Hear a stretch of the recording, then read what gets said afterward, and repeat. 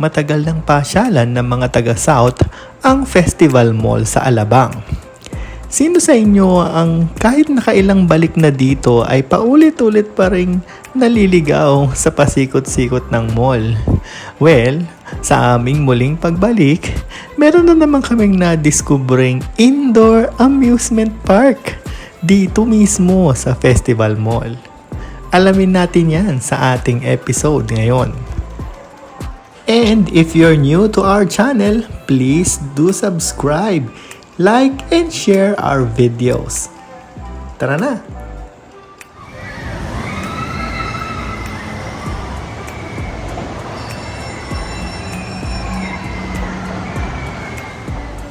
So sa bandang kalagitnaan ng Festival Mall ay merong mga natatagong medyo hindi kalakihan pero malawak naman na mga theme or amusement rides.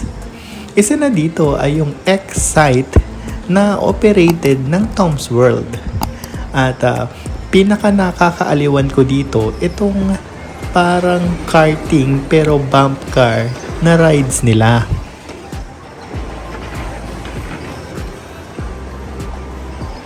If hindi ka na pwede dun sa pambata nilang racing ride na kahilera or nasa ilalim nung train ride sa may bandang atrium, punta lang kayo dito sa X-Site because pwede dito kahit adults. Feeling go-kart racing ang datingan dito ng kanilang bump car.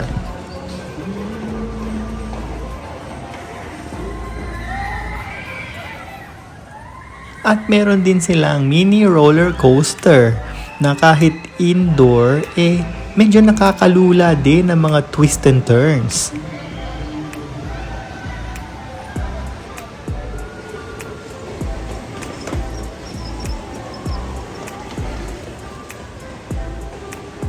Bakit ka ba sa dami-dami ng pupuntahan sa mall, dito pa tayo napadpad mga kakampo?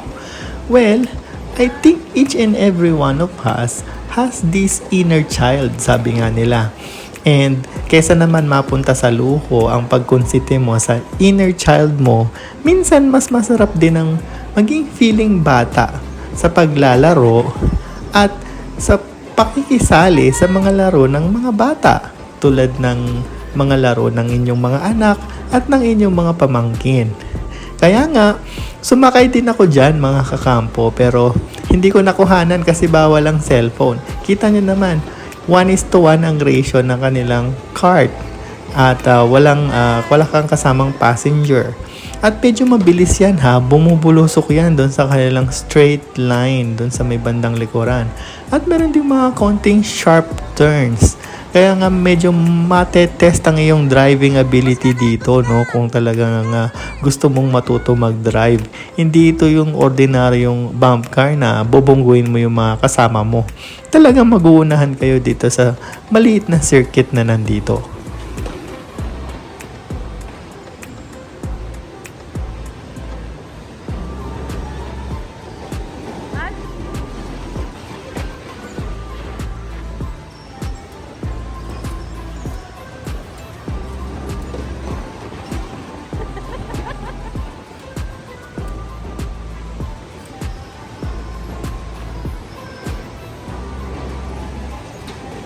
O yan, aliw na aliw ang bata, di ba?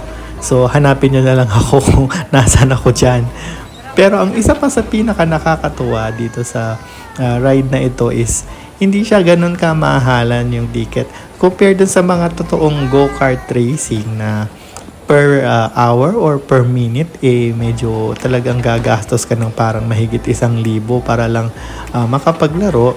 And syempre, medyo seryoso na yun, no? Kailangan nyo na ng mga safety helmet doon and hindi basta-basta yung mag-operate din ng mga ganong go-karts. Ito, bump car lang talaga siya ginawa lang siyang mukhang go-kart. Saka mabilis din siya and environmentally sustainable kasi electric siya. So yung kanyang track, kita nyo naman may mga strips yan ng power lines kaya kumikislap-kislap, no? Kala mo naka F1, no? Merong pagkislap-kislap sa pagdaan. Actually, I think static yun nung power line habang dumadaan yung mga sasakyan.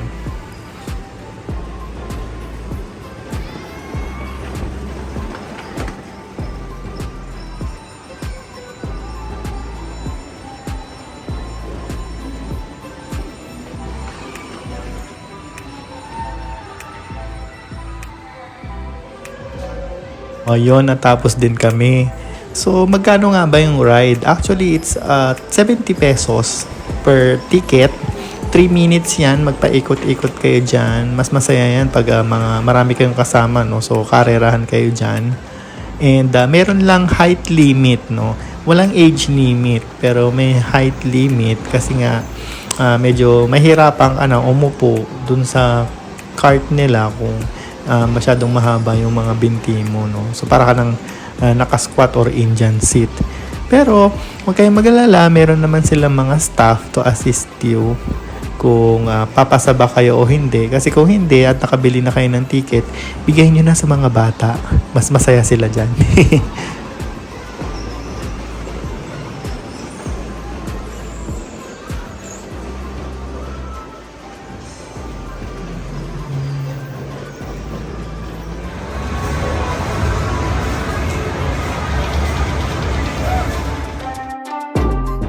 Oh, yan. Post nyo na dito or i-slow mo nyo na yung screen. Yun na yung mga prices ng kanilang mga major rides.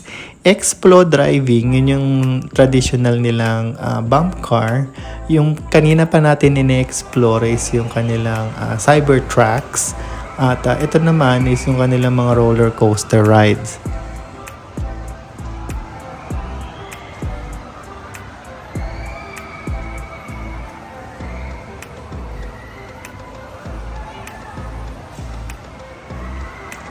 So, ang tawag nila dito ay extreme coaster. So, yung mga bump cars saka yung karting nila is 70 pesos per person yung ticket. While ito namang roller coaster, yung extreme na ride is 80 pesos. So, okay na rin kaysa naman compare dun sa ibang karting nga na minimension ko sa ibang mga theme park. Naku, mahina ang 700 dun.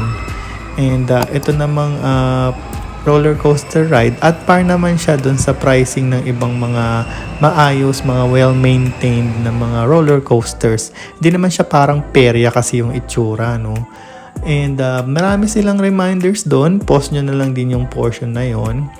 And kahit na nasa loob lang ito ng mall, madami din tao dito ha. Kaya nga medyo puro ganito yung mga videos natin kasi maraming mga pila. May pila dito sa kanilang roller coaster at meron din doon sa mga bump cars.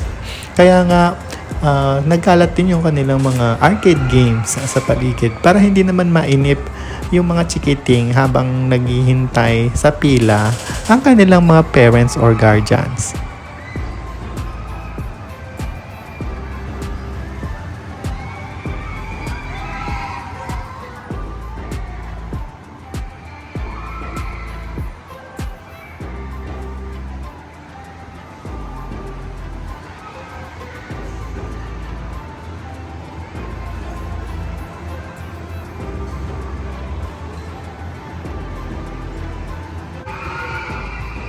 O sige nga mga kakampo, tulungan nyo nga akong bilangin kung ilang turns at ilang vertical na mga twist meron itong kanilang extreme coaster. Hindi nyo na nabilang, no? Ako rin, medyo nahilo din ako. And also, it's a best practice na basahin mabuti yung kanilang mga safety reminders at ang kanilang mga regulations bago tayo bumili ng ticket. Para naman hindi nasasayang yung pambili natin tapos maghahanap tayo ng pagbebentahan natin mukha tayong scalper, 'di ba? Kasi nga minsan di tayo nakakapasa due to health reasons and other safety considerations. Well, as you can see, marami namang ibang mga activities pa dito katulad nung parang dance revo doon, no? Napapagalata ng edad natin, dance revo. Hindi itong mga bata talagang nahuhumaling sa pagkolekta ng mga tickets sa mga napanalunan nila sa arcade games. Kasi naman, no, ang gaganda ng mga prizes dito. O, di ba, may pangkabuhayan showcase pa yata doon. May plancha ako nakita, saka electric fan. So, I think hindi lang mga bata ang pabalik-balik dito, no? Kahit yung mga parents, no? Para lang ma-achieve ang kanilang pinapangarap na item at maipon ang target number of tickets sa pag-redeem. Kaya nga sadyang ang sarap lang talagang maging bata paminsan-minsan.